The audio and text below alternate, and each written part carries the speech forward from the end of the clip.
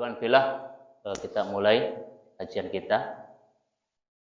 Bismillahirrahmanirrahim. Innal hamdalillah nahmaduhu wa nasta'inuhu wa nastaghfiruh wa na'udzu billahi min syururi anfusina wa min sayyiati a'malina may yahdihillahu fala mudhillalah wa man yudhlilhu fala hadiyalah. Asyhadu an la ilaha illallah wahdahu la syarikalah wa asyhadu anna Muhammadan abduhu wa rasuluhu la nabiyya ba'dah. Allahumma salli wa sallim ala nabiyyina Muhammadin wa ala alihi wa ashabihi wa man tabi'ahum bi ihsanin ila yaumiddin amma ba'd. Ayatu qala ta'ala fil Qur'anil Karim, a'udzu billahi minasyaitonir rajim. Inna waliyallahu alladzi nazzala al-kitab wa huwa yatawallas sholihin. Usikum wa nafsi bi taqwallah faqad fazal muttaqun kama qala ta'ala ya ayyuhalladzina amanu taqullaha haqqa tuqatih wa la tamutunna illa wa antum muslimun. Ya ayyuhalladzina amanu taqullaha wa tanzur nafsum ma qaddamat lighad wattaqullaha innallaha khabirun bima ta'malun. Wan fillah yang dimuliakan Allah Subhanahu wa taala, alhamdulillah puji syukur mari kita sama-sama pada kesempatan malam yang berbahagia ini kita sama-sama merebahkan tubuh kita nanti sedikit kita duduk dalam satu majelis ilmu yang mudah-mudahan ya akhir malam kita ini ya selalu diberkahi oleh Allah Subhanahu wa taala dan dirahmati Allah Subhanahu wa taala. Salawat dan salam semoga tercurahkan kepada Nabiullah Muhammad sallallahu alaihi wasallam, keluarganya, sahabatnya dan kita selaku umatnya hatta yaumil qiyamah. Wan billah yang dimuliakan Allah Subhanahu wa taala, kajian kita pada kesempatan malam ini temanya Allah menjaga orang soleh. Ya. Kita awali dari tafsir yang kaitannya dengan siratal ladzina an'amta alaihim. Ya. Yaitu jalan orang-orang yang telah diberikan nikmat oleh Allah Subhanahu wa taala. Dalam kitab-kitab tafsir dijelaskan bahwa orang-orang yang termasuk yang dimaksud dengan yang diberikan nikmat Allah Subhanahu wa taala yaitu dalam surat An-Nisa ayat 96. Ya. A'udzubillahi minasyaitonir rajim. Ya.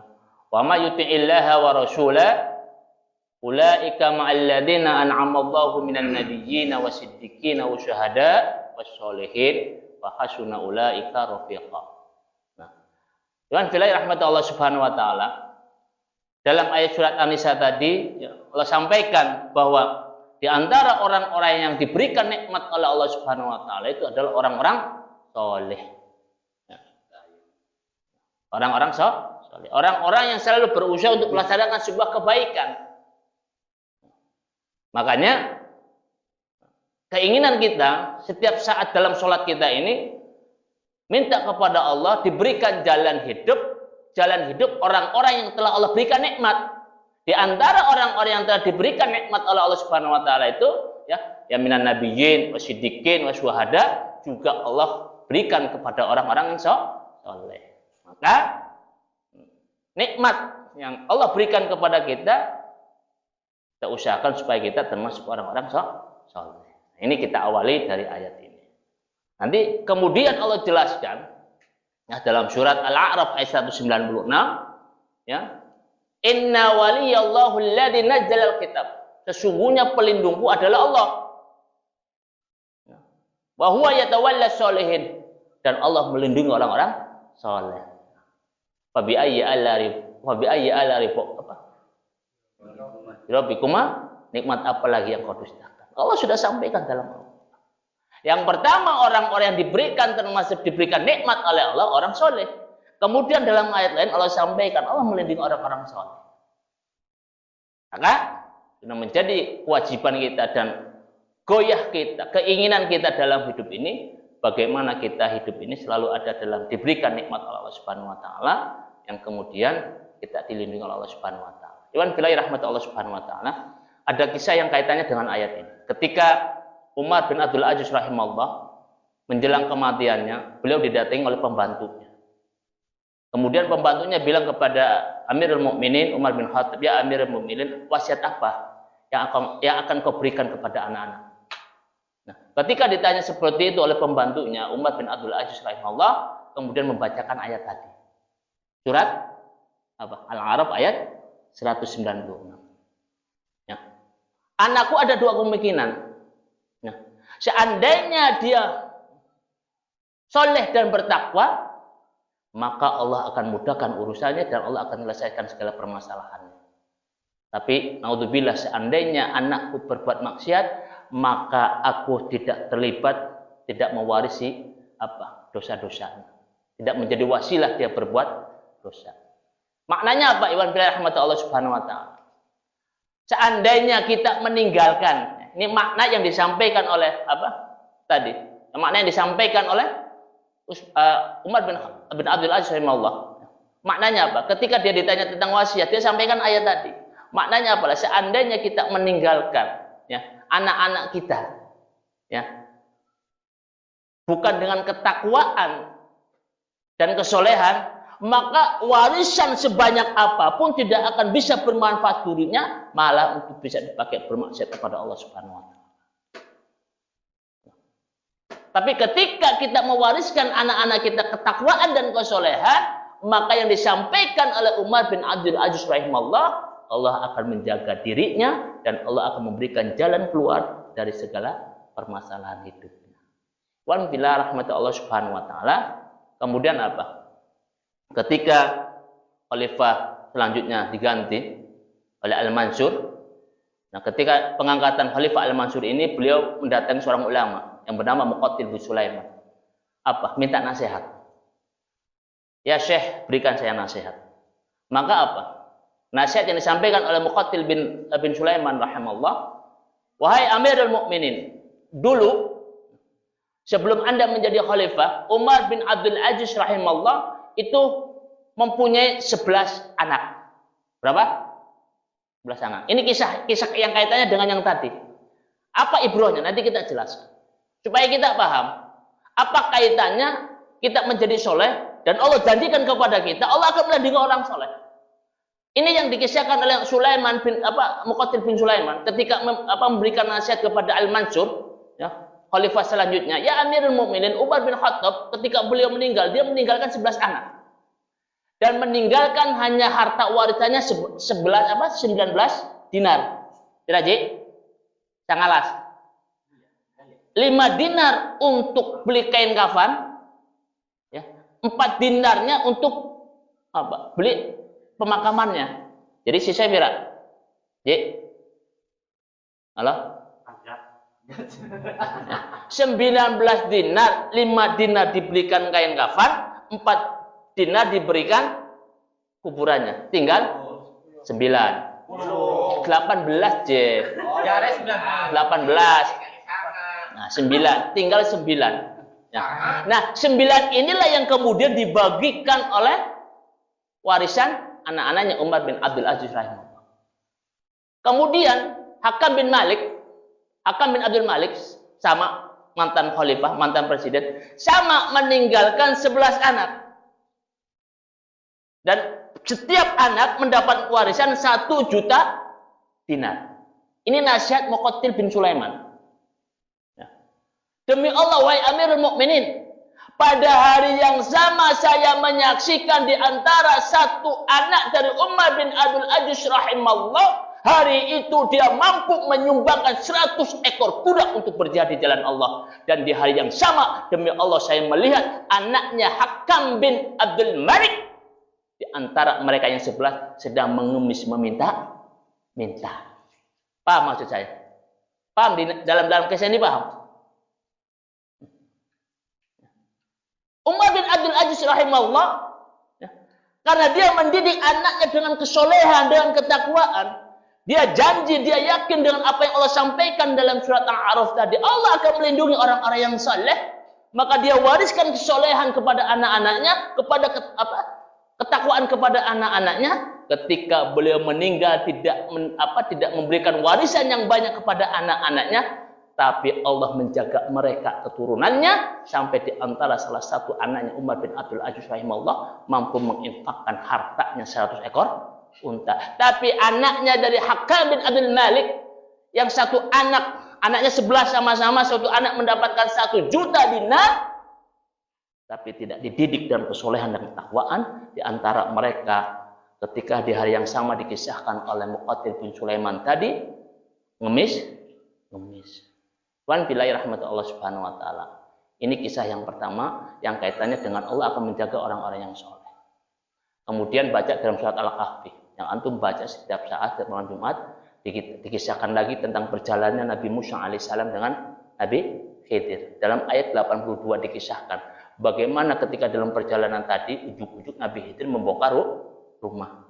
Yang kemudian saking nggak sabarnya menanya, kenapa Anda bongkar rumah yang ada kok ujuk-ujuk dibongkar? Kemudian apa dikisahkan oleh Nabi Khidir bahwa dalam rumah ini ada kanjun, harta milik anak yatim. Dalam tafsir Ibnu Katsir dijelaskan, ya, ini peninggalan kakeknya yang ketujuh. Jadi Amuduna Uyuk yang ketujuh. Tapi dijaga oleh Allah Subhanahu wa taala, antum baca dalam ayat tadi.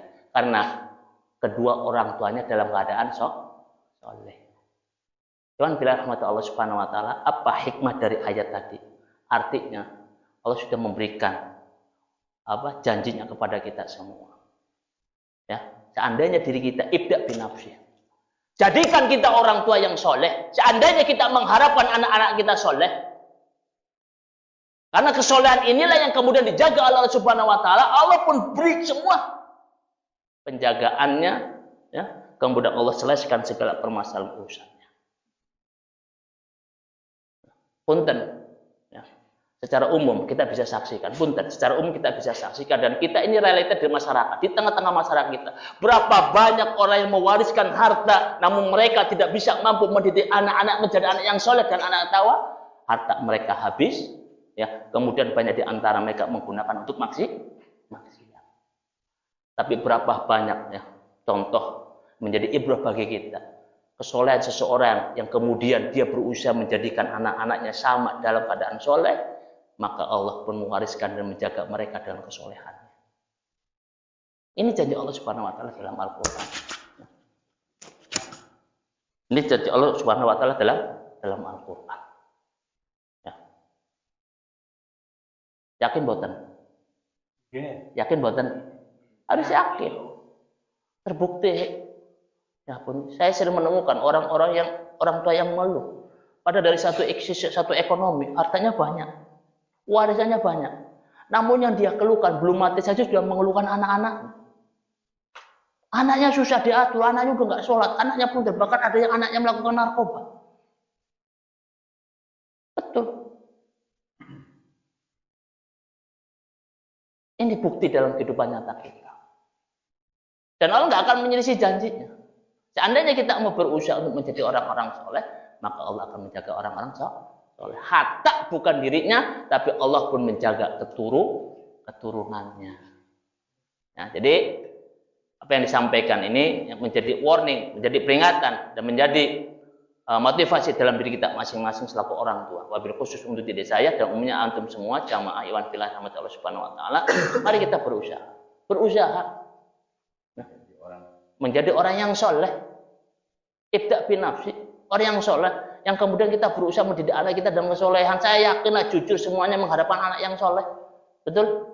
Betul. Nah, yang kalau anak soleh ini menjadi apa? Menjadi wasilah syafaat kelak nanti di dunia akhirat, bukan hanya urusan dunia saja. Ya. Banyak sekarang hari orang tua yang mendapatkan pin anak soleh. Ya bagaimana mendapatkan anak soleh? Kadang-kadang orang tuanya tidak mau soleh, nggak mau soleh. Artinya apa? Bukan berarti kita sempurna menjadi orang soleh, pasti akan ada kekurangan, gitu loh. Tapi kita berusaha orang soleh menjadi orang soleh, meskipun banyak kekurangan dalam diri kita. Tapi kita berusaha mengarahkan anak-anak kita, bukan hanya sebatas apa? Keinginan, bukan hanya sebatas apa? Hanya angan-angan saja, tapi usahakan dan buktikan dan contohkan dalam hidup kita masing-masing selaku orang tua.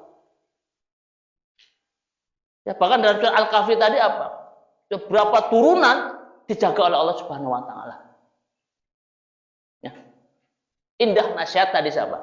Nasihat sampaikan oleh Umar bin Abdul Aziz rahimahullah. Dia menyampaikan ayat ini. Ya. Wa huwa yatawalla sholihin, dan Allah menjaga orang-orang saleh. Subhanallah. Dan bila rahmat Allah Subhanahu wa taala, ya. Jadi tidak akan lama kajian malam ini. Karena banyak keperluan, Iwan tadi juga ada yang mau kesuban dan lain sebagainya. Ya. Jadi intinya, ya, mudah-mudahan yang singkat ini padat, ya Ji. yang padat, ya, bermanfaat untuk kita semua, ya, wabil khusyuk untuk diri saya pribadi, ya, dan umumnya ikhwan sekalian, mari kita sama-sama, ya, berusaha menjadi pribadi-pribadi yang soleh. Nanti kesananya setelah soleh muslih, ya, kesalahannya muslih, bukan hanya soleh tapi muslih. Apa muslih? Orang yang mau ada perbaikan.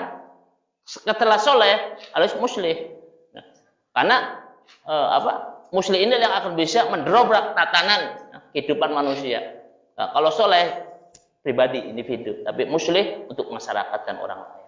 Tapi yang jelas antara soleh dan muslih harus kita usahakan dalam diri kita masing-masing. Solehkan diri kita, solehkan keluarga kita, yang insya Allah kita akan menjadikan soleh semua masyarakat.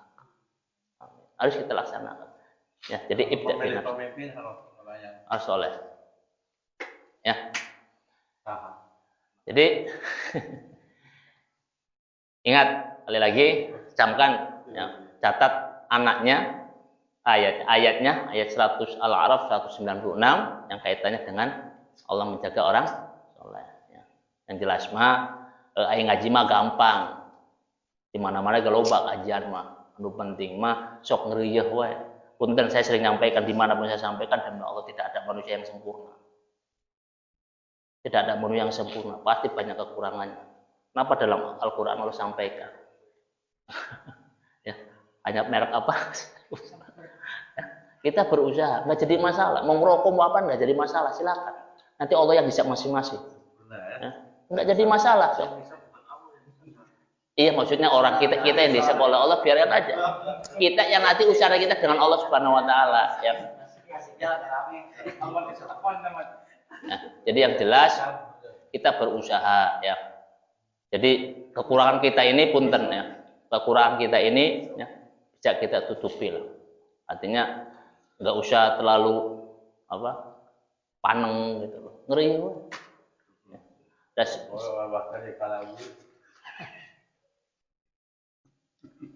Mas ya? Dulu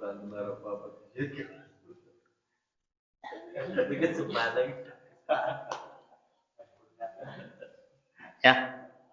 Jadi sekali lagi berusaha, ya. Menjadi pribadi-pribadi yang soleh. Karena ukuran soleh itu bukan merokok, bukan. Kalau menurut anak bukan merokok. Silakan pendapatnya masing-masing. Itu saja yang dapat sampaikan.